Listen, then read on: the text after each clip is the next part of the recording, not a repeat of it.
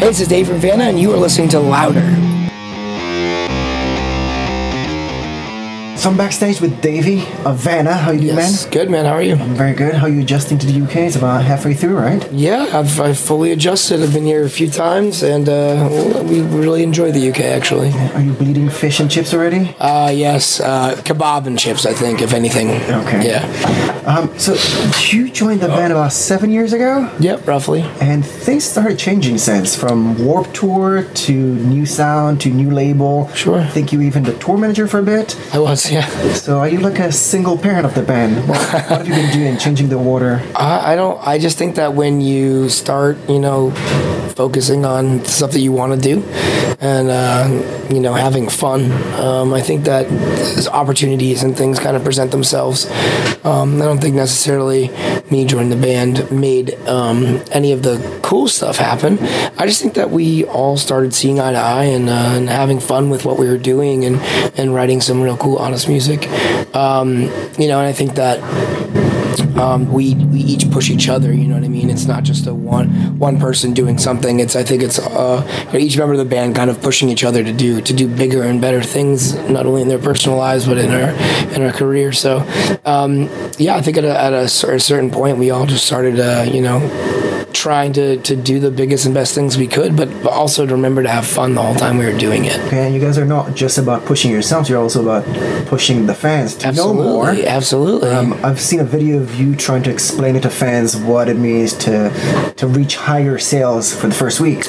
I think that we all kind of, and not we all as in just the members of our band, everyone in our industry, I feel like people are so quiet about, buying and selling of records, and a lot of people don't. It's not that they are stupid. It's just they just don't know how record sales affect bands. And I quite honestly, I watched a documentary about 30 Seconds to Mars, and how they explained a lot of things about the record industry to a lot of people that didn't know about it. And I thought, what a better way than to kind of explain things for our world, then just do a little video about it and get all the, different members of the bands on Warped Tour to kind of talk about it. I think more than anything, that video was just to educate. You can't be mad at people for not understanding when they don't even know how things work. So for us, we just wanted to educate, just letting people know that if you want to see a band on tour, and that you want them to come to your city and you want them to do well and keep on doing more tours, you have to buy their records. It's kind of simple logic to those of us that are in the industry, but I can understand where it wouldn't make sense to a lot of people outside of it. So we just want to do a quick little video and have a lot of our friends in it to kind of represent our music industry, to kind of push kids to be like, if you love a band, any band, doesn't matter who it is, if you love them, then you should support their music. You should buy their merchandise, buy their records, because that's how these bands are able to keep on coming back. Streaming is great. I love streaming. I stream music all the time. But just going home and downloading a band's record isn't necessarily supporting that band wholeheartedly. So yeah, we just had an opportunity and we decided to take it. And I think it's cool because the response from that video wasn't negative. It was, thanks for informing us. That's all the goal we had was just to educate and inform people. Okay, but you've mentioned some comments of your own saying that things should change in a digital age. So is there any chance of... I'm not one to lead a revolution, but I think that a lot of stuff needs to change with the way the industry measures how popular, quote unquote, a band may be. Just because a band isn't selling records in actual physical units doesn't mean that they're not appreciated, doesn't mean that they don't have a large fan base, doesn't mean that people don't want to see them. I just think that our industry is behind the times, and that's kind of with everything. Technology moves really fast, and there needs to be better ways of measuring how much people are listening to bands, but a lot of it falls on the fan of a band. You gotta, streaming now is starting to count, and we're seeing those numbers and stuff. So it's a give and take. You know what I mean? If you love a band, and you want to stream their music, but make sure you go to their live show as well. Make sure you attend when they come out on tour. Make sure you pay attention. There's literally apps to notify you when bands are in your area. It'll notify you a month out, a week out, a day out, an hour out. Like, there's also a social responsibility that comes with fans of music to just like wake up and pay attention to the fact that like the bands that you say are your favorite bands are in your area. So is there any chance of you leading the change with Vanna Records? I mean, we're doing our part. We're doing whatever we necessarily can do. I'm saying this in interviews. I say it everywhere we go. So all I can do is just continue to be an example. This band can just continue to be an example of what we hope things could be like. You're going to turn into a label? No, hell no. I don't want anything to do with that kind of stuff. There's already too many people taking too much money away from bands. And if people are enjoying your music, it's only half of what you put out there. I heard about your personal story that you share with people, and if I'm mistaken, it makes people share with you their stories. Sure. How do you deal with that burden of just hearing all those stories? I mean, they're so intense, and sometimes it just brings you to tears. I don't know. I feel like, just as much as us releasing a record and telling stories on that record is kind of the same thing as when, kids tell us, their stories of where they came from and stuff. There's just no music behind it. That's really all that our music is just stories with, really cool music behind it and really sick riffs. I don't look at it as a burden. I don't think it's a burden at all. I think it's more of a blessing that we get to share our lives with these kids, Sometimes some of them things can be intense, and we're in no way are we like mental health professionals and are trained to deal with any of this stuff, but we love the fact that kids share their lives with us. We love the fact that they can feel free to share themselves with us because they realize that, we're sharing our lives with them. So again, it's a give and take with that sort of thing. And as far as my personal career goes, outside of that, that's kind of a whole different realm. And I know what I'm getting into with all that stuff that I'm doing. And again, not a burden. It's a blessing that I get to be able to share my life with so many people. And what's your part in sharing your story in schools, if I'm mistaken? Yep. So you share your story, and then what do the kids in front of you get out of it? That's a question you should go ask all those kids. But from reactions you got? From what I've seen, I think that people find comfort in knowing that they're not alone in their struggles. They're not alone in their situations. A lot of kids that I speak to come from lives and situations and families where they might not know anyone else that's been adopted, that's gone through divorce, that's gone through depression, anxiety, whatever. And I guess I'm a representation of an entire world of people that have been able to take their situations and turn them into a positive thing. My example is through music, and I'm a representation of an entire myriad of people and artists and guys and girls who have been able to take all the hardship they've had growing up and turn them into something positive through their bands, through their music. I kind of want kids to see that my music, what I do, it could be anything. It could be sports, it could be academics, it could be going to college, it could be several different things that you could take whatever you're going through and push it into something positive, push it into a world that you could better yourself. That's what I always hope people get out of it. Kids pull different things out of the stories, Sometimes when you're talking to kids, you're talking to them and what they heard was about divorce, or what they heard was about adoption or depression or anxiety. Each kid takes something different out of the talks, I guess, I'm happy that I get the chance to spend some time with them. I work with mental health professions in each school that I go to, so that once we talk and the message is across, and we've kind of had sometimes I do small group discussions. there's people trained in their school to then go talk to these kids and make sure they can counsel them through the times that they're going through. So it's cool because I get to work with all sorts of people in the mental health field and kind of direct these kids toward them, because that's really where it starts. Is I always tell kids that I had to talk to someone and go through therapy and then find something I love to channel everything I go through into. Do you have a personal opinion of why it's so common recently, or is it just surfacing now after many years of just being suppressed?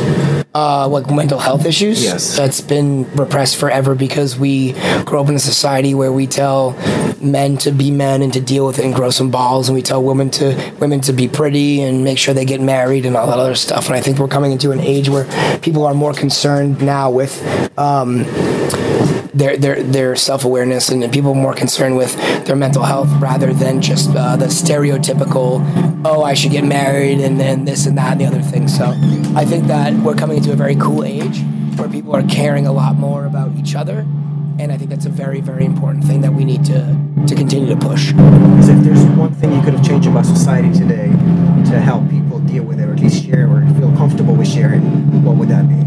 The education system and growing up. I mean, I can't speak on people's personal situations in their lives and how their parents raised them. But as far as schools go, I think that we can be a little bit more open about talking about our mental health issues and why we feel that way. And it's okay to have men feel vulnerable and cry. It's okay to have girls take dominant roles in life and job place and situations and relationships. I think that a lot of the constructs of how society was built up from our grandparents to our parents to us are now being deconstructed, and I think it's a very positive thing. People have been trying to reach you, whether it's online or face-to-face in a concert or at school. What's the easiest way to actually contact you and either hear your story or ask you a question or comment? I have a video out on the Harbor TV, which is you can hear a little bit of my story. You can book me at your schools. You can book me to come and speak. I'm going to try to do some club touring pretty soon. And other than that, I seeing comments on my Facebook, seeing comments on my Twitter, on my Instagram is where I can really interact with everybody. And, again, I don't have a degree in mental health. I don't have a psychology degree where I can sit down with kids and counsel them.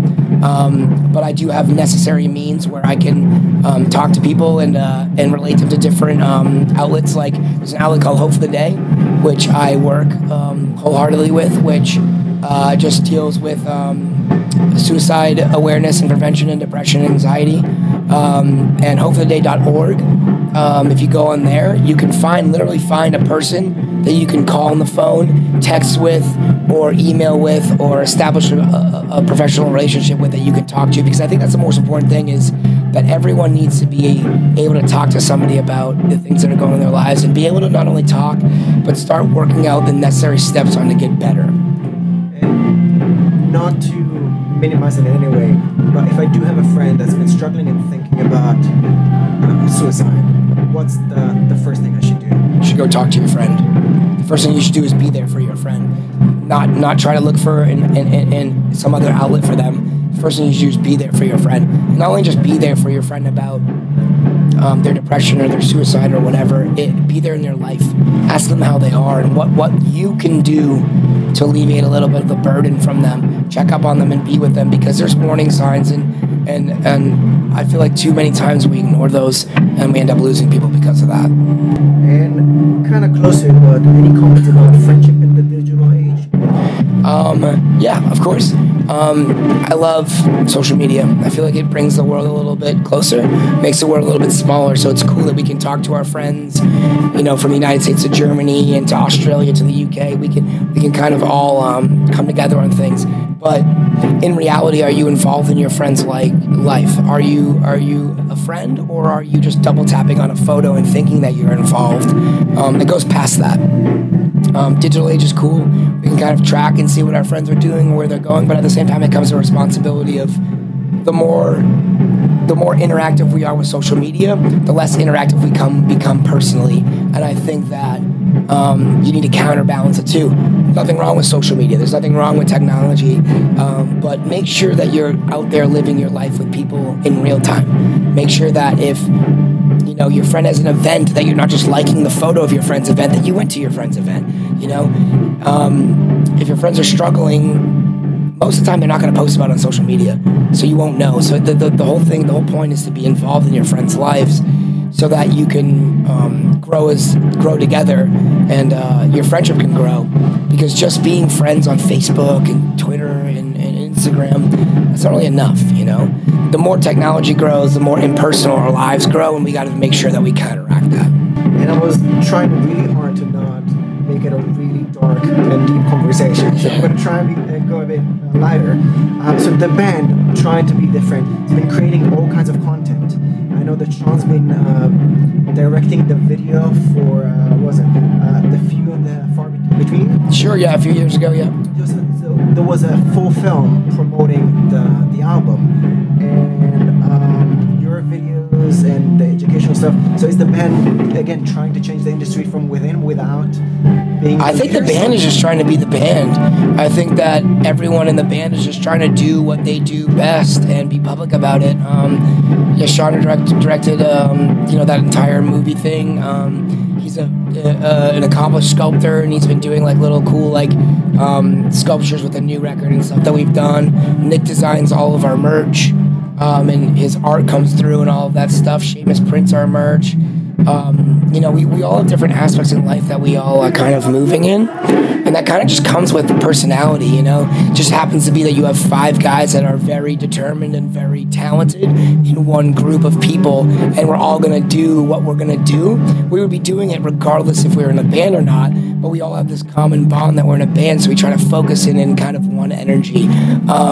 I don't think we're trying to change an industry. I think we're just trying to be who we are, and let kids know that it's okay for them to be who they are. And trying to be someone else, you guys released a cover album yes. a few years ago. Are you doing it on stage? We've performed those songs on a few tours. We're not doing them on this tour. We have a limited amount of time, and we really want to play a lot of our new songs. But we've played a bunch of the songs from those albums. And I think we recorded that record just because we all love that kind of stuff growing up. And we know a lot of our fans like that kind of stuff growing up. And then some kids that don't know our band necessarily, you might get a little insight as to why our band is the way we are, because of this is what we grew up and listened to. So it was fun, more or less for anything else. It was a really fun thing to do. How about collaborations on stage on this tour? How do you mean? You guys playing with other bands playing with you? Yeah, man, it's punk rock. We jump on stage, we take instruments, we do guest spots. There's nothing. I think too much people get too concerned with collaboration is such an official word. Sometimes people just jump on stage and play instruments. At the heart of everything, this is just punk rock, and that's what punk rock is. Okay, Davey, anything else you want to add to fans and listeners before we say goodbye? Thank you so much for checking out our band. Thank you so much for listening, and thank you also for caring about all of our personal lives and the endeavors that we're trying to do, because we are 5 individuals in one group trying to do something cool. So thank you. Okay, Davey, thank you very much for your time. Yeah, absolutely. It's been a pleasure.